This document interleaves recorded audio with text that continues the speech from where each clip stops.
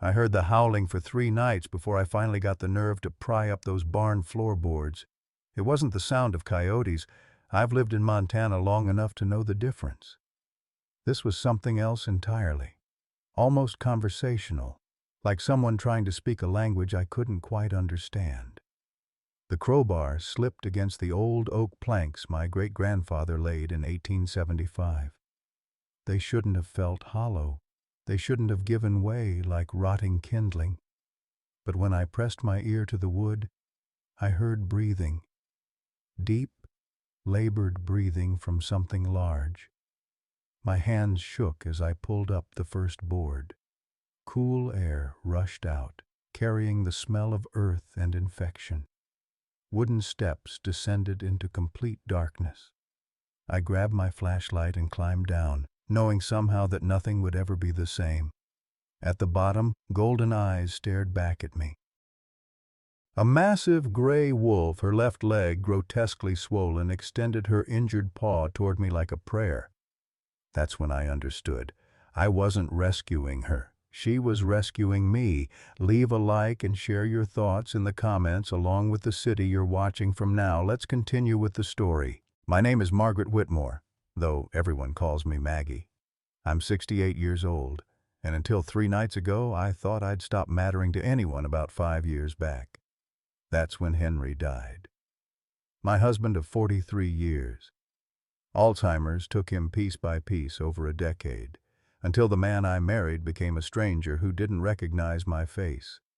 I spent those years as his caretaker, watching him disappear while I stayed behind, growing older and more invisible by the day. We raised 3 children in this house. Sarah's 42 now, a lawyer in Seattle. David's 39, an architect in Denver. Rachel's 36, works in conservation somewhere back east. They're all busy, successful, living their own lives. They call on holidays, visit at Christmas, maybe Thanksgiving if their schedules allow. I don't blame them. They have their own families, their own problems. Why would they want to spend time with their elderly mother who has nothing interesting to say anymore? The ranch has been in my family since 1875, when my great-grandfather built this barn with his own hands. 500 acres of Montana grassland that my father worked, that Henry and I worked together, that now feels too big and too empty for just me. The numbers don't work anymore. Social Security and Henry's pension give me $2,400 a month. The property taxes alone are $47,000 a year. The bank sent me a foreclosure notice 60 days ago. I have 1 month left to come up with the money or lose everything. I've been thinking about the state nursing home, the one with the beige walls and the smell of disinfectant and old people waiting to die. At least I wouldn't be alone there, even if I'd be surrounded by strangers. I stopped cooking real meals 2 years ago. Soup from a can, crackers, whatever requires the least effort. I talk to Henry's photograph every night before bed, asking him what I should do, knowing he can't answer. I haven't bought new clothes in 3 years. What's the point? My daughter-in-law, Catherine, died in a car accident 2 years back. She was a wildlife biologist, kept all her research equipment in the barn. I haven't touched any of it. Can't bring myself to throw away the last pieces of people who mattered. This morning I woke up and couldn't remember why I should bother getting out of bed. Then I heard the howling again. The first night, I was sorting through Henry's old woodworking tools in the barn. It's become a ritual of sorts, something to fill the empty hours between supper and bed. I heard it then, a sound that made me freeze with a dusty hammer in my hand, howling, long and mournful, but with a rhythm that seemed almost like speech. I walked the length of the barn, listening, but couldn't pinpoint the source. When I stepped outside, the sound stopped. I convinced myself it was coyotes, though something in my gut said otherwise. The second night, I heard it again at twilight. This time, I was certain it came from inside the barn, somewhere near the northwest corner where the floorboards are oldest. I got down on my hands and knees, pressing my ear to the wood. The planks felt wrong, slightly soft as if the wood underneath had rotted away, but that was impossible. Great-grandfather's oak had stood solid for nearly 150 years. I tested my weight against them and heard a hollow echo that shouldn't exist. The barn was built on packed earth and stone foundation. Fear wrestled with curiosity in my chest. I'm too old to be crawling around in mystery holes, I told myself. Call the sheriff in the morning. Let someone else investigate. But I knew I wouldn't. The sheriff would think I was a senile old woman hearing things. My children would use it as another reason to push me toward that nursing home. On the third night, I came prepared. Henry's crowbar, a heavy-duty flashlight, his old hunting knife, though I wasn't sure what good it would do. My hands were steadier than I expected as I wedged the crowbar under the first board. It came up easier than it should have. Cool air rushed out, carrying smells that made my throat tighten, damp earth, animal musk, and something sickly sweet that I recognized from my days helping Henry's cousin deliver calves. Infection. The rectangular opening revealed hand-carved steps descending into darkness. Someone had built this deliberately, professionally. The steps showed recent use, fresh dirt, marks that might have been paw prints. I stood at the edge for a long time, flashlight beam dancing across wooden supports and earthen walls below. Every sensible bone in my body screamed to call for help. But who would I call? My children would think I'd lost my mind. The authorities would want to know why I hadn't reported it sooner. Catherine's voice echoed in my memory from a conversation years ago. Animals only vocalize when they're desperate, Maggie. Pain, fear, or calling for help. Those are the reasons they make noise. I started down. The tunnel was maybe 20 feet deep, surprisingly well constructed with timber supports and what looked like ventilation shafts. My great-grandfather had been a skilled carpenter, but this seemed beyond his usual work. The passage opened into a small chamber, and my flashlight caught unexpected details. Fresh water bowls, folded blankets, bottles that looked like veterinary supplies. Someone had been caring for something down here, recently. Then I saw her. The wolf was massive, easily 140 pounds of gray fur and muscle. Her left hind leg was grotesquely swollen, the fur matted with discharge that explained the smell. She should have been snarling, backing away, showing the fear that every wild animal has of humans. Instead, she looked directly at me with golden eyes that held something I hadn't seen in years. She needed me. The wolf whimpered and extended her injured paw toward me, as deliberate as a handshake. I knelt in the dirt and reached out to touch her fur, understanding with absolute clarity that this moment would change everything. That first week changed me in ways I'm still trying to understand. I climbed out of the tunnel that first night, drove straight to the old feed store and bought antibiotics meant for livestock. Catherine's veterinary supplies were still in the barn, syringes, bandages, antiseptic solution. I'd helped her enough times with injured animals to know the basics. Dawn found me back in that tunnel, cleaning the wolf's infected wound while she lay perfectly still. She should have bitten me, should have thrashed and fought. Instead, she watched my face with those intelligent golden eyes and let me work. I named her Athena, goddess of wisdom. It seemed fitting. Twice a day, I made the climb down, early morning and dusk. I'd clean her wound, check for fever, bring food and fresh water. The infection was bad, worse than anything I'd treated before, but slowly, painfully, it began to heal. Athena showed me things that made no sense. After just one demonstration, she learned to respond to commands. Stay, come here, lie down. She seemed to understand full sentences, tilting her head when I spoke as if following every word. When I cried one evening, overwhelmed by loneliness I'd been holding back for years, she pressed her massive head against my knee and stayed there for over an hour. For the first time since Henry's funeral, I woke up with a reason to get out of bed. I started eating properly again, needed my strength for the work, bought real groceries, not just canned soup, cooked meals because caring for Athena left me genuinely hungry. I stopped talking to Henry's photograph, started talking to Athena instead, told her things I'd never said out loud. How invisible I felt. How my children's infrequent phone calls hurt more than no calls at all. How I'd been thinking the world might be better off without me taking up space in it. She listened to everything, never judged, just listened. While cleaning out a corner of the tunnel to give her more room, I found something that made my blood run cold.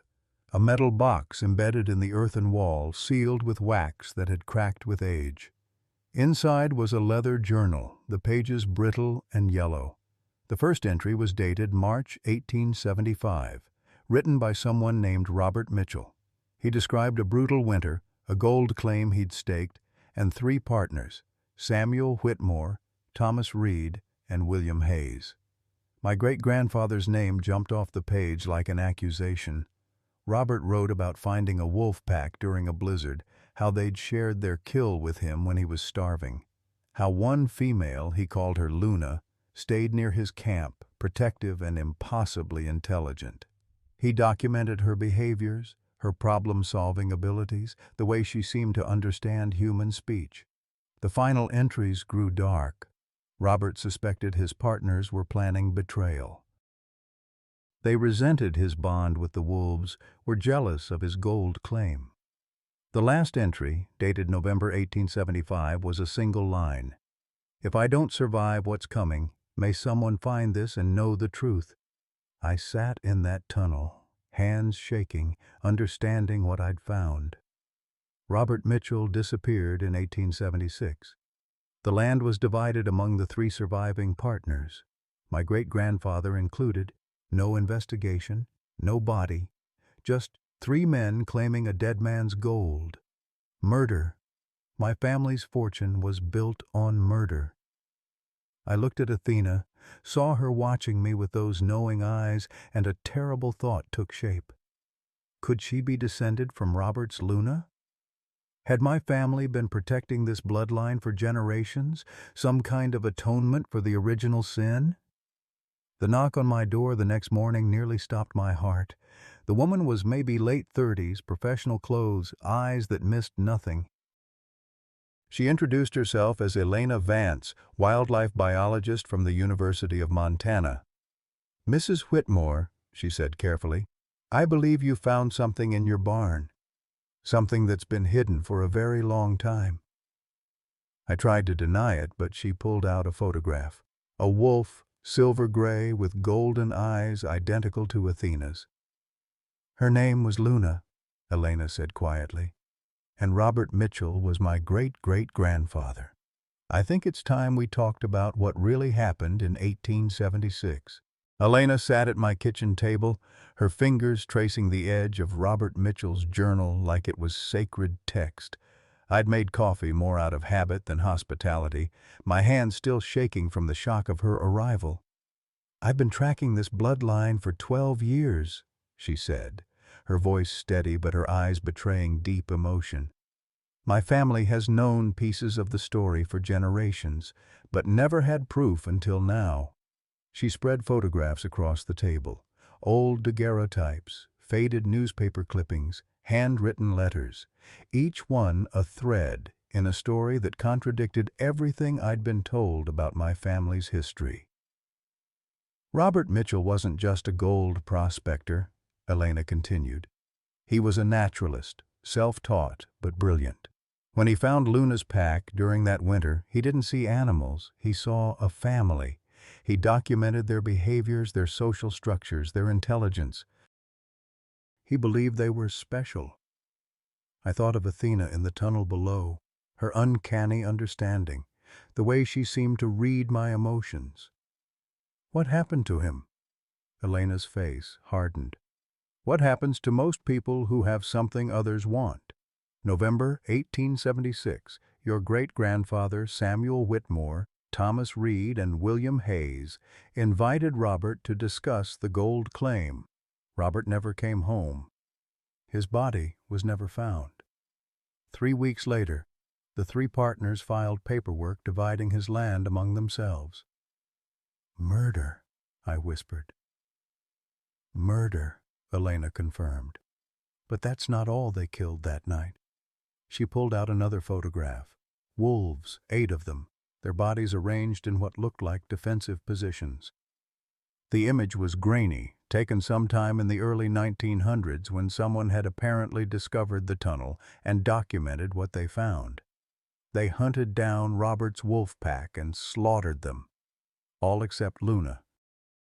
She was pregnant, hiding deeper in these tunnels. She survived, and someone, we think it was Samuel, overcome with guilt, started protecting her descendants. My mind reeled. You're saying my great-grandfather murdered a man, killed his wolves, then spent the rest of his life protecting the one that escaped? Guilt does strange things to people, Elena said.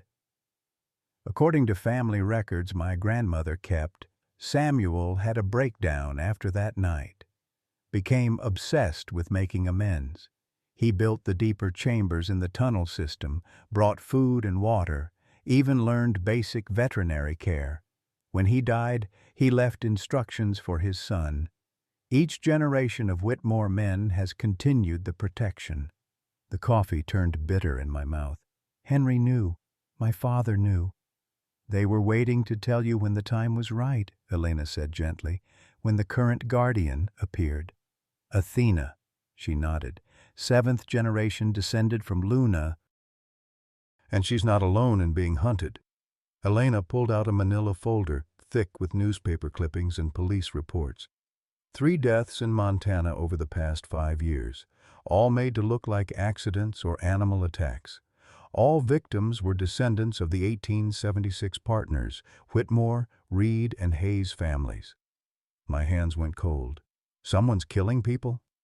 Someone believes there's a curse, Elena said, that the Mitchell family's blood demands payment. But I've traced the pattern, Maggie.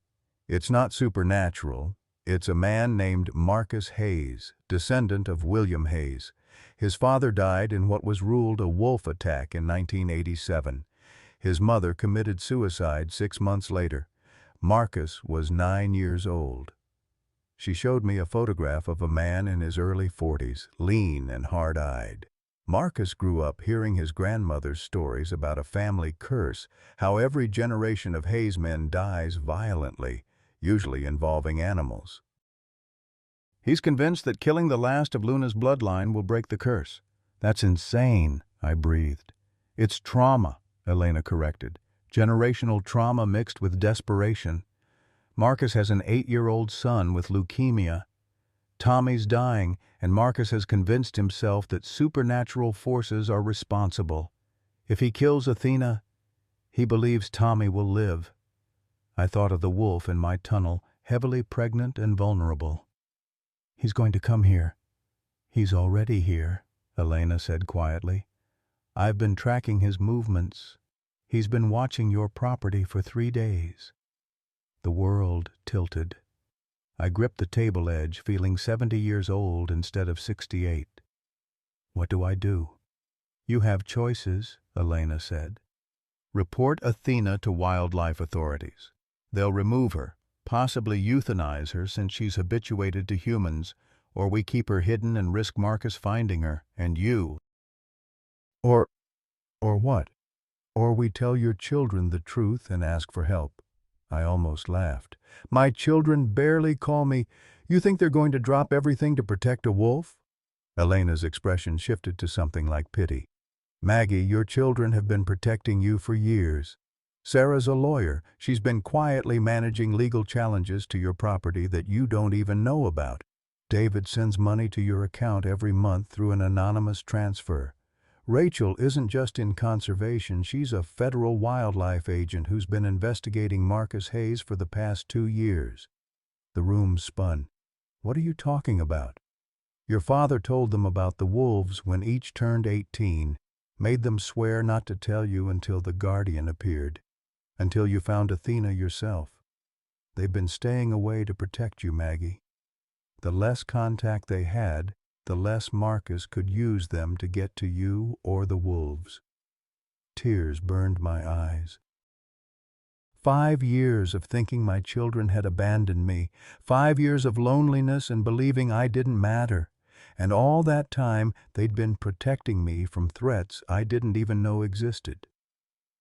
"They could have told me," I said, voice breaking. "Henry made them promise not to," Elena said softly. "He said you'd never let them stay away if you knew the danger, that you'd sacrifice yourself to keep them safe. He was right, wasn't he?" I couldn't answer, couldn't speak past the knot in my throat. A sound from outside made us both freeze. Footsteps on gravel. A truck engine idling. Elena moved to the window, her face going pale. "He's here." I looked out to see a man climbing out of a pickup truck, rifle case visible in the back. Marcus Hayes. He walked with purpose toward the barn, his movements methodical and determined. My phone rang. Rachel's number. "Mom," she said without preamble, "I need you to listen carefully. Marcus Hayes is at your property. Federal agents are 20 minutes out. Lock yourself in the house and do not—" "He's headed for the barn," I interrupted. "Mom, no. Let him go. We'll arrest him when he comes out. You stay—" I hung up. Elena grabbed my arm. "Maggie, you can't go out there. He's armed and desperate." But I was already moving, grabbing Henry's old hunting jacket from the hook by the door. Athena was down in that tunnel, heavily pregnant and unable to run. If Marcus found her, he'd kill her and her unborn pups without hesitation. "Call Rachel back," I told Elena. "Tell her I need 15 minutes. "To do what?" "To save my family," I said, and walked out into the fading afternoon light. Marcus was at the barn door when I caught up to him. Up close I could see the exhaustion in his face, the desperate grief that had carved lines around his eyes. This wasn't a monster. This was a father watching his child die. "Mr. Hayes," I said, keeping my voice steady, "I think we should talk before you go in there." He turned, hand tightening on the rifle. "Mrs. Whitmore, I don't want to hurt you, but I will if you try to stop me." "I know about Tommy," I said. "I know he's sick. I know you're scared." Something flickered across his face. "Then you understand why I have to do this." "I understand you're desperate," I said carefully. "I lost my husband to Alzheimer's, watched him disappear piece by piece over 10 years. I know what it's like to feel helpless while someone you love suffers." "Then step aside," Marcus said. "Let me do what needs to be done." "Killing a pregnant wolf won't save your son," I said. "There's no curse, Marcus, just grief and coincidence and our need to make sense of random tragedy. You don't know what you're talking about." "I know my great-grandfather murdered yours," I said, the words tasting like ash. "I found Robert Mitchell's journal. I know what Samuel Whitmore did." "But killing Athena won't bring justice. It just continues the cycle of violence." Marcus's hands were shaking now. "Every generation of my family has died because of those wolves. My father, my grandfather, going back 150 years. If I don't stop it now, Tommy will be next." Behind him I saw Rachel's car screaming up the driveway, followed by 2 black SUVs, but they wouldn't make it in time. Marcus was already moving toward the barn entrance. I did the only thing I could think of. I stepped between him and the door. "If you're going to kill her," I said, "you'll have to kill me first." Marcus's face crumpled. The rifle wavered. "Please, don't make me." "She's not your enemy," I said. "She's just trying to survive, like your son. Like all of us." He stood there, this broken man with a rifle and a dying child and 150 years of family grief crushing down on him. For a moment I thought he might pull the trigger anyway. Then a small voice called out from behind us. "Dad?" We both turned.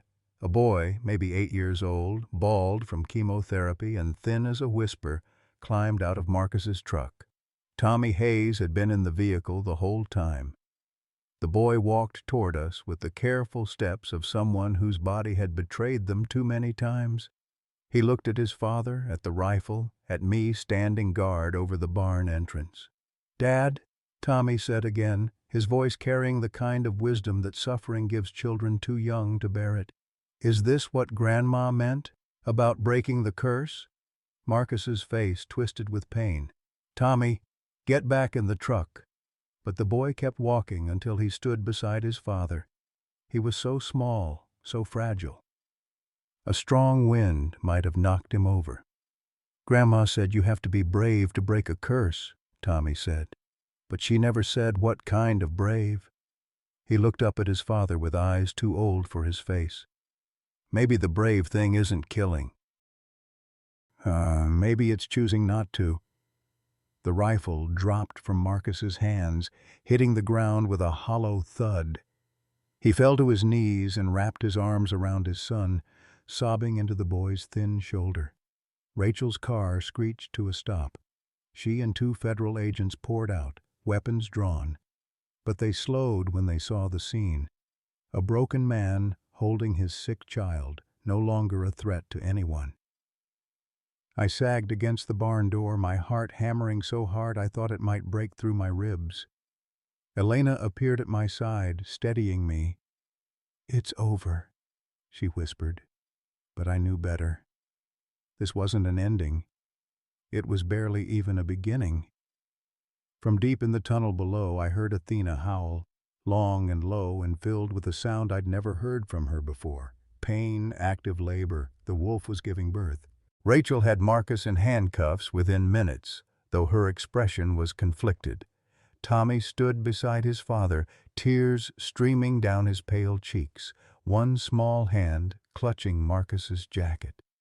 "Please don't take my dad," the boy whispered. "He was just trying to save me."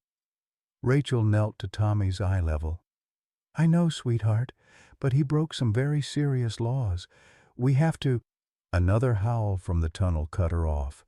This one was different, sharper, more urgent. Athena was in distress. "I have to go down there," I said, already moving toward the barn entrance. One of the federal agents stepped in front of me. "Ma'am, you need to stay here while we secure the scene. That wolf is giving birth and something's wrong," I snapped with a force that surprised everyone, including myself. "I've been caring for her for 2 weeks. I'm going down there whether you move or I go through you." Rachel waved the agent aside. "Let her go. Elena, you go too. You've got veterinary training." Elena and I descended into the tunnel, our flashlights cutting through the darkness. The chamber felt smaller somehow, the air thick with tension and the sharp smell of blood. Athena lay on her side, panting heavily. One pup, tiny, wet, and squirming, was already nursing at her belly. But I could see the wolf's distress, the way her muscles contracted uselessly, the whimper that escaped her throat. "Something's wrong," Elena said, kneeling beside Athena. She examined the wolf carefully, her hands gentle but quick. "There's another pup, maybe more. But she's too exhausted. She can't push." I grabbed Catherine's old veterinary bag from the corner where I'd stored it. "What do we need?" "Warm water, clean towels, and pray that I remember what I learned in school," Elena said. "This could go very bad very fast." We worked in tense silence, Elena guiding me through the process. Athena seemed to understand we were helping, remaining still even when Elena had to manually assist the delivery. The second pup emerged, not breathing, its tiny body limp and gray. "No," I whispered. Elena worked on the pup, clearing its airway, rubbing its chest. But nothing happened. The little body remained motionless. "I'm sorry," Elena said quietly. "Sometimes they just—" A third pup began to emerge, and we had to focus on the living. This one came easier, and within moments it was breathing, mewing, crawling toward its mother's warmth. Athena's labor continued. A fourth pup, this one larger than the others, wedged wrong. Elena's face went pale. It's breech. Stuck. If we don't get it out soon, we'll lose both the pup and Athena. Tell me what to do, I said. You can't do this, Maggie. It requires— Tell me what to do, I repeated, my voice steel. Elena talked me through it, the most terrifying 5 minutes of my life. My hands, slick with blood and fluid, working blind inside a wolf who trusted me not to hurt her. Athena whimpered, but didn't snap, didn't pull away. When the fourth pup finally slipped free, it wasn't breathing. Without thinking, I did what I'd seen Catherine do with stillborn calves years ago. Cleared the airway with my finger, rubbed the tiny chest, breathed gently into its nose. Nothing. Above us, I heard voices. More people had arrived. Rachel calling down to check on us. But it all faded to background noise as I worked on this pup that weighed maybe a pound, whose life was measured in moments. Come on, I whispered. Come on, baby. Breathe. A small gasp. A shudder. Then a thin, wavering cry. The pup's chest began to rise and fall on its own. I placed it next to Athena, and she immediately began licking it clean, her golden eyes meeting mine with something that looked remarkably like gratitude. 4 pups total. 2 alive, 1 stillborn, 1 we'd brought back from the edge. Elena and I climbed out of the tunnel an hour later, exhausted and covered in blood and birth fluids. The scene outside had transformed. At least a dozen people now crowded the barn area, federal agents, local sheriff's deputies, and my 3 children. Sarah saw me first. She ran forward, her professional lawyer composure crumbling. "Mom, oh my God, are you hurt?" "I'm fine," I said, though I was shaking so hard I could barely stand. "The wolf, Athena, she had 4 pups. 3 survived." David wrapped me in a hug, something he hadn't done in years. "You delivered wolf pups, in a tunnel, at 68 years old." "Mom, you're insane." "You're incredible," Rachel corrected, her eyes red. "I'm so sorry. About everything. About staying away. We thought we were protecting you." The whole story spilled out then, with Elena filling in gaps I didn't know. How my father had discovered the tunnel when I was a teenager and made a deathbed promise to my husband to protect both the wolves and me. How Henry, even as Alzheimer's stole his memories, had continued leaving food and water in the tunnel during his lucid moments. How he'd recruited Catherine to help, and she'd been researching the wolf bloodline when she died. How he'd told our children everything and made them swear to keep their distance until I found Athena myself, believing that I needed to discover my purpose organically rather than have it assigned. "He said you'd lost yourself after he got sick," Sarah explained, tears streaming, "that you'd become invisible in your own life. He believed that finding Athena would remind you who you were, who you've always been. Someone who saves things." I thought of Henry in his final years, barely able to speak, and the video message Elena had mentioned finding in the tunnel. "Show me," I said. "Show me what he left." The video was on Elena's laptop, recorded on equipment we found in the sealed chamber. Henry appeared on screen, lucid and clear-eyed in a way I hadn't seen in the last 5 years of his life. The timestamp showed it was filmed 6 months before his death. "Maggie, my darling," Video Henry said, and my heart broke all over again at the sound of his voice, fully him. "If you're watching this, you found Athena. Good. That means the plan worked. I know you're angry at me for keeping secrets. You have every right to be. But I also know you, and I know that if I'd told you about the danger, you would have insisted on facing it yourself, would have sent the children away to keep them safe, would have sacrificed yourself without a second thought. I couldn't let that happen, so I asked them to stay distant until you found your purpose again. I know how lonely you've been. I know you felt abandoned. But Maggie, you were never alone. Every single one of us has been loving you, protecting you, waiting for this moment. Athena needs you. But more than that, you need Athena. You need to remember that you matter, that your life has value beyond what you can do for others, that at 68, 70, 80, you can still be essential. Save her, Maggie, and in saving her, save yourself. I love you. Even when I couldn't say it, I loved you. I always will. The screen went black.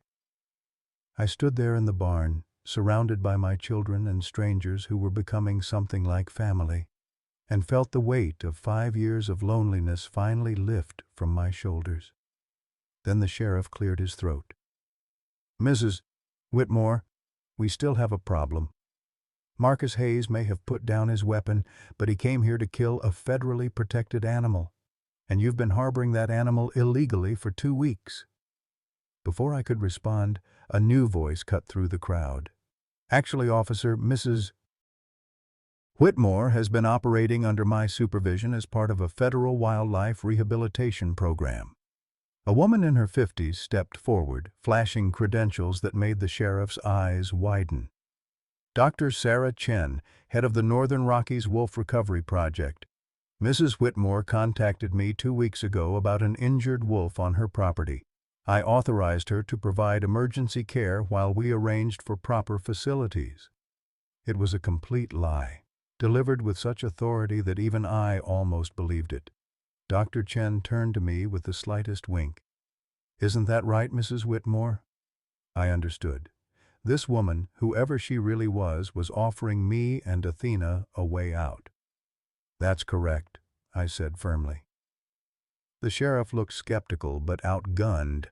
Federal agents, wildlife officials, and now this doctor all seemed aligned. He turned to Marcus instead. "And what about him?" Tommy Hayes stepped forward then, this dying child with more courage than any adult present.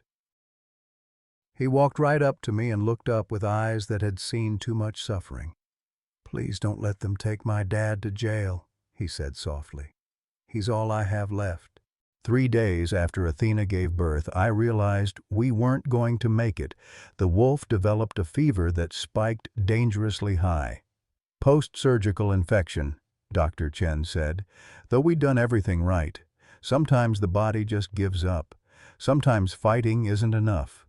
I slept in the tunnel, keeping vigil while the 3 surviving pups nursed and muled, oblivious to their mother's failing health. Elena brought antibiotics, stronger than anything we'd used before. Dr. Chen drove out twice a day to monitor Athena's vital signs, her expression growing grimmer each visit.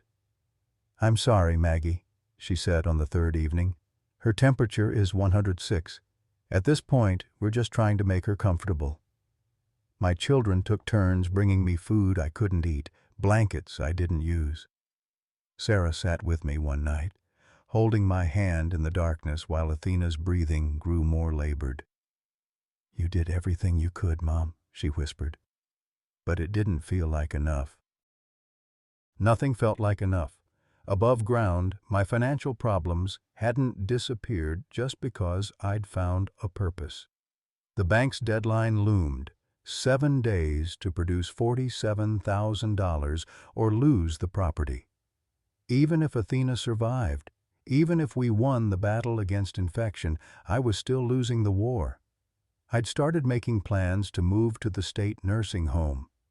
Had the brochure on my kitchen table. "Golden Years Living," it promised, showing pictures of smiling elderly people playing bingo. The rooms looked like prison cells with floral wallpaper. Rachel found me crying over it the 4th morning. "Mom, we can help with the money. Between the 3 of us—" "No," I said firmly. "You've all got your own families, your own bills. I won't be a burden." "You're not a burden," David insisted, but I could see the worry in his eyes. Sarah was going through an expensive divorce. David had 3 kids in college. Rachel's federal salary barely covered her own expenses. I'd spent my whole life taking care of others. The idea of becoming someone who needed taking care of felt like the final humiliation.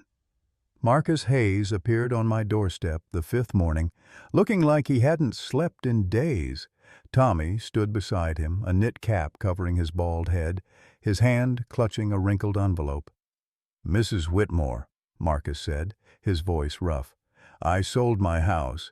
Tommy and I are moving to an apartment in the city, closer to the hospital." He held out the envelope. "This is for you." Inside was a cashier's check for $50,000. My hands shook. "I can't accept this. Tommy needs that money for his treatment."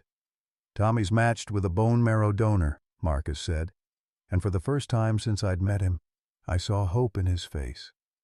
"We found out yesterday. The transplant is scheduled for next month. Our insurance covers most of it." "But still—" "Please," Marcus interrupted.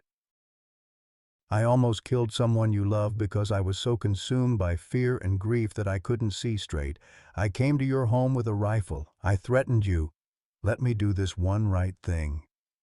Tommy pulled something from his pocket, a drawing on crumpled paper. It showed a woman with gray hair kneeling beside a wolf, both of them surrounded by stars. At the bottom, in careful child's handwriting, "Thank you for teaching my dad to be brave the right way."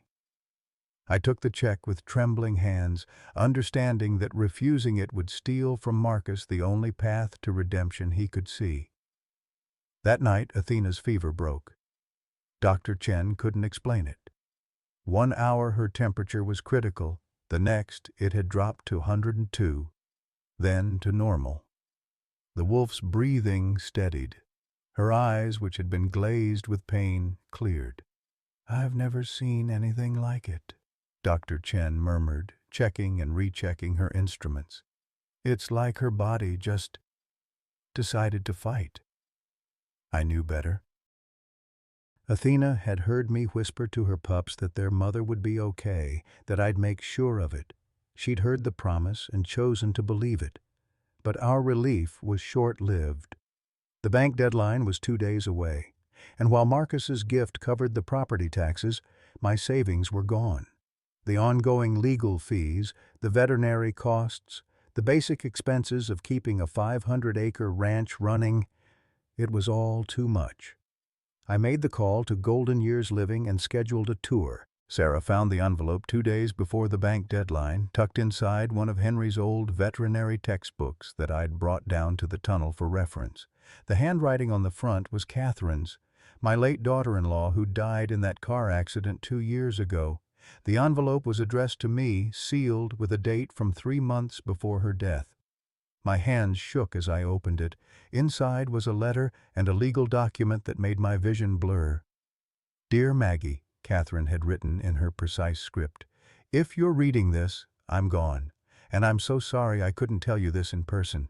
But Henry made me promise to wait until you found the wolf, until you found your purpose again.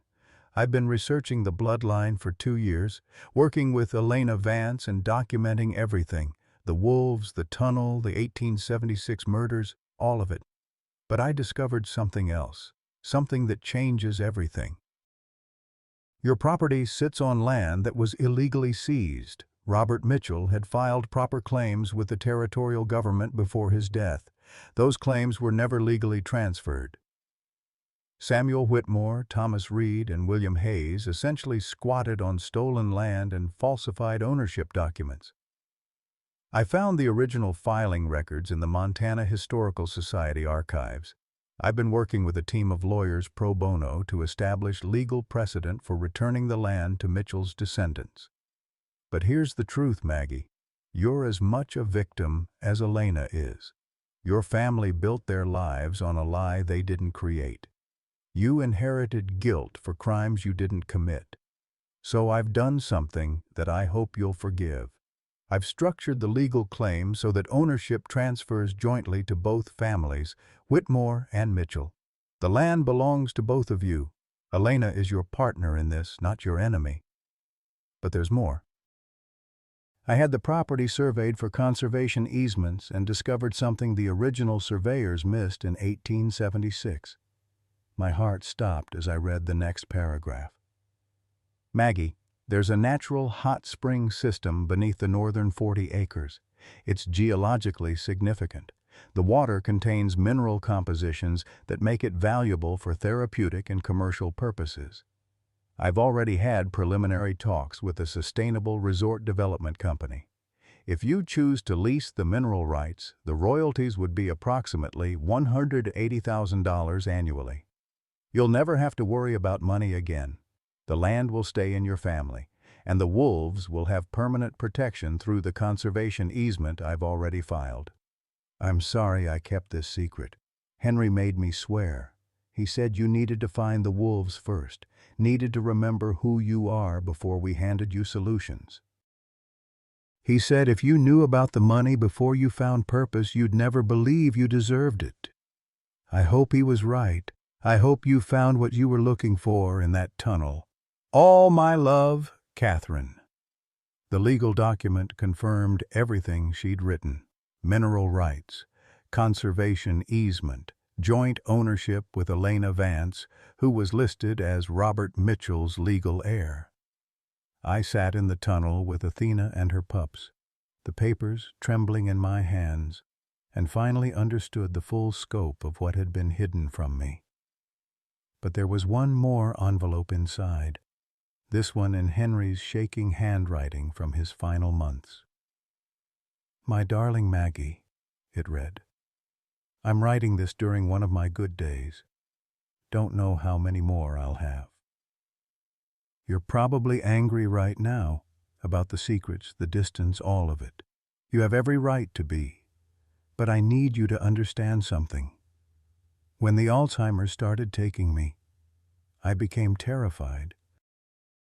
Not of dying, of you watching me die, of you spending your final years caring for a husband who didn't know your name, of you shrinking into nothing but someone's caretaker. I saw it happening, saw you disappearing, saw you stop buying clothes, stop seeing friends, stop doing anything that wasn't about me or the kids. You were evaporating, Maggie, and I couldn't stop it. So I made a plan with your father before he died, and then with Catherine. The wolves, the money, the conservation work, all of it was meant to give you something after I was gone. Not because I didn't think you were strong enough to handle the truth, because I knew you were strong enough to find it yourself. I wanted you to save that wolf and discover that you're still capable of extraordinary things, that at 68, 70, 80, you're not done. You're not invisible. You're essential. The money was never the point. The point was you remembering who you are. I love you. Even now, when I can't always remember why I love you, I do. That feeling is deeper than memory. You're Henry. I was still crying when Elena arrived an hour later, called by Sarah, who'd found me in the tunnel. You knew, I said, not quite an accusation. About all of it. Elena sat beside me, careful not to disturb the sleeping wolf pups. Catherine told me 3 days before she died. Made me promise to wait until you found Athena. Said the timing had to be right. My daughter-in-law left me a fortune and I never knew. She left you more than money, Elena said gently. She left you proof that you deserve it, that your family wasn't just built on murder and theft, that you and we're not enemies. We're partners. I looked at her, this woman who had every right to hate my family, who could have used the legal documents to take everything from me. Why didn't you? Because Catherine showed me something I'd been too angry to see, Elena said. The cycle of violence and revenge, it has to stop somewhere. My great-great-grandfather died protecting wolves. Yours spent the rest of his life protecting them too, out of guilt maybe, but still protecting them. We can honor both of them by doing this together. Sarah appeared at the tunnel entrance. Mom, there's someone here. A lot of someones, actually. Above ground, I found my property filled with people. David had brought his 3 kids. Rachel had invited her fellow agents and their families. Dr. Chen had arrived with her entire research team, and news crews, 3 of them. "Mom," Sarah said, barely containing a smile, "your story went viral. Woman delivers wolf pups, stops family curse, discovers hidden fortune. It's everywhere, and people want to help." She showed me her phone. A GoFundMe page I'd never authorized, created by a stranger in Seattle who'd read about Athena. Save Maggie's farm and the miracle wolves. The goal had been set at $25,000 for immediate expenses. It had raised $73,000 in 48 hours. "We don't need the money now," I said, still numb from Catherine's revelations. "I know," Sarah said, "but they don't. They just wanted to help. Maybe we could use it to start the sanctuary, build proper facilities for Athena and any other wolves that need help." I looked around at all these people, family, strangers, even Marcus Hayes standing at the back with Tommy, both of them wearing matching smiles. For 5 years I'd believed I was invisible, believed I didn't matter. I'd been wrong about everything. But there was one more shock waiting. Rachel pulled me aside, her expression grave. "Mom, there's something else. About Catherine's accident." My blood went cold. "What about it?" "We've been investigating. Her car's brake line was cut. It wasn't an accident. Someone murdered her." The world tilted. "Who?" Rachel's jaw tightened. "We're still building the case, but we have a suspect, someone with access to Catherine's research, someone who knew what she'd discovered about the land rights and the mineral springs, someone who stood to lose everything if the truth came out." "Tell me," I demanded. "James Thornton," Rachel said. "Sarah's husband." Sarah's husband, James, had always been charming. Successful developer, came from old Montana money, treated my daughter like a princess for the first 10 years of their marriage. Then something shifted. Became controlling, dismissive, always pushing Sarah to make me sell the property. "For your own good, Mom," he'd say with that practiced smile. "The upkeep is too much. You should be enjoying retirement, not working yourself to death on this farm." Now I understood. He'd known about the mineral springs all along. Rachel laid out the evidence in my kitchen that night, spreading documents across the table like accusations. James's family owns Thornton Industrial Holdings. They've been buying up land across Montana for decades, exploiting mineral rights, reselling at massive profits.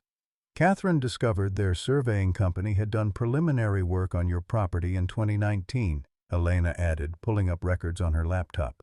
They knew about the hot springs, knew what they were worth, but couldn't buy the land while you lived here because of the historical protections your father had filed.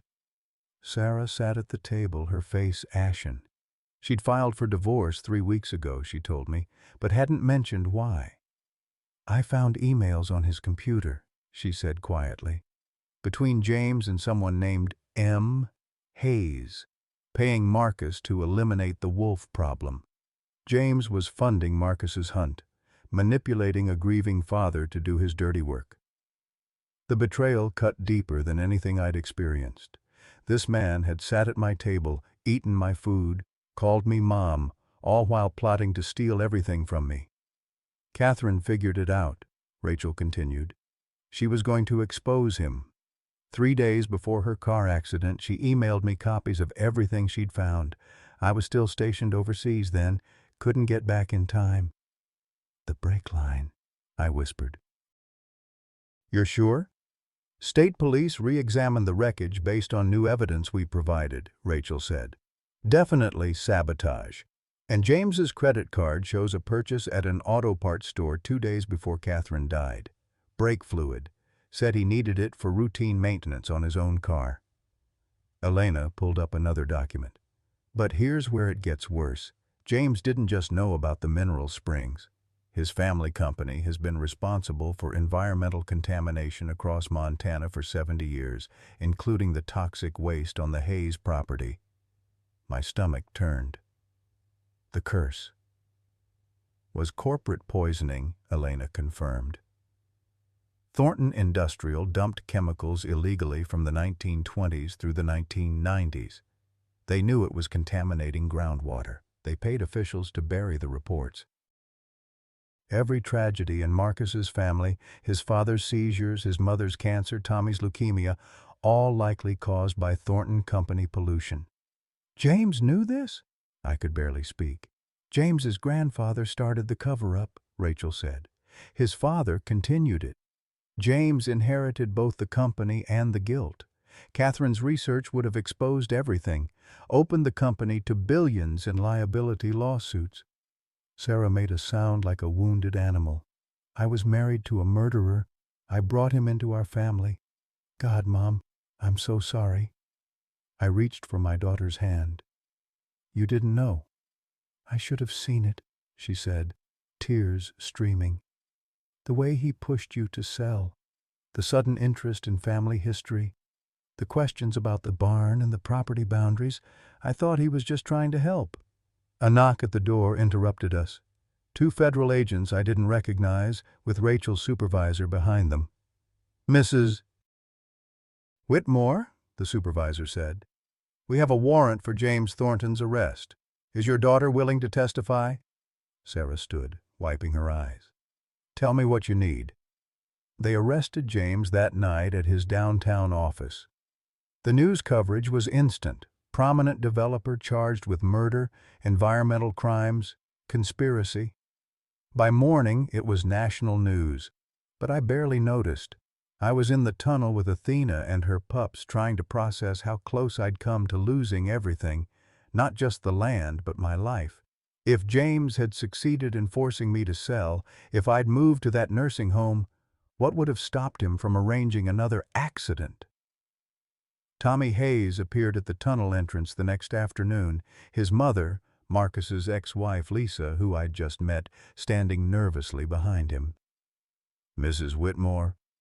Tommy's small voice echoed down. Can I come see the puppies? I climbed up to meet them. Lisa was thin and tired-looking, with the worn expression of someone who'd fought too many battles. I'm sorry to bother you, she said. Tommy hasn't stopped talking about the wolves. The doctors said since he's doing better, maybe... Come down, I said, and meant it. Tommy descended carefully, his movements still weak but determined. When he saw the 3 pups, now 2 weeks old, eyes open, starting to play, his face lit up with pure joy. They're so beautiful, he whispered, sitting cross-legged while the bravest pup stumbled over to investigate his shoelaces. Athena watched him carefully but didn't object when Tommy gently stroked the pup's soft fur. My dad's in the hospital, Tommy said quietly. Not sick, getting help. For his head. The doctors say he has PTSD from when his dad died. That's good, I said. Getting help is brave. He wanted me to tell you he's sorry. For everything. Tommy looked up at me with those 2 old eyes. And he wanted you to have this. He held out a folded piece of paper, a legal document transferring the contaminated Hayes property to a conservation trust. Marcus had signed away his family's poisoned land, ensuring it would be cleaned up and protected rather than sold to developers. He said maybe something good can grow there now, Tommy explained, after they clean the bad stuff away.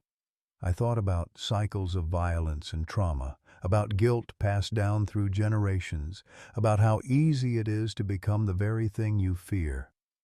Marcus Hayes had come to my property with a rifle and murder in his heart. Now he was in treatment, his son was healing, and he'd chosen to break the cycle rather than perpetuate it. 6 months later, I stood in front of a crowd of 200 people at the official opening of the Whitmore Mitchell Wildlife Sanctuary. The property had been transformed. David had designed a visitors center that blended seamlessly with the landscape. The tunnel system had been preserved as a historical site with proper lighting and safety features. Athena and her 3 pups, Hope, Justice, and Legacy, as I'd named them, had a protected habitat that spanned the entire northern 40 acres. Elena stood beside me as co-director, her great-great-grandfather's journal encased in glass in the museum section. Catherine's research was displayed there too, her work finally getting the recognition it deserved. The Mineral Springs royalties funded everything: staff salaries, educational programs, ongoing conservation work. We'd already taken in 2 more injured wolves and were training volunteers to help with rehabilitation. Sarah had moved into the old foreman's cottage on the property, finding healing in hard work and distance from her former life. David visited monthly with his family. Rachel had transferred to a local FBI office and rented a place in town. Marcus completed his treatment program and began speaking at schools about breaking cycles of violence.